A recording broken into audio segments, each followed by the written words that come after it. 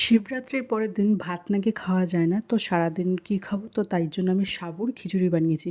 এটা মোটা দানার সাবু হলে বেশি ভালো হতো। ছোটোটা কেমন ঘেঁটে গেছে।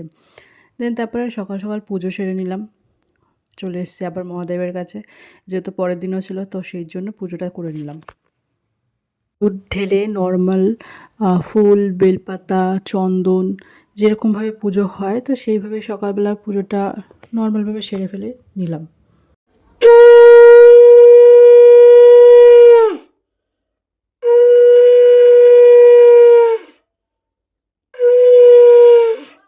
যেহেতু ডাক্তার দেখাতে যাবো তো সকাল, সকাল পুজো করে একটা মিষ্টি খেয়ে নিলাম। এই আপেলটা রেখেছিলাম খাওয়ার জন্য তো ওটা খেতে পারিনি। তো আবার ডাক্তার দেখিয়ে বাড়ি ফেরার পথে বেশ টাইম হয়ে গেছিলো তো এসে লাঞ্চটা সেরে নিলাম। এই সাবুর খিচুড়িটা খেয়ে নিলাম। সত্যি বলতে ফার্স্ট টাইম বানিয়েছি।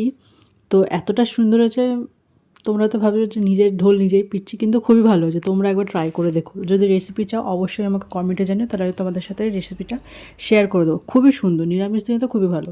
তারপরে কিছুটা বাদাম রেখেছিলাম আর যেই আপেলটা খাবো বলে নিয়েছিলাম সকালে সেটা খাইনি, এখন খাবো।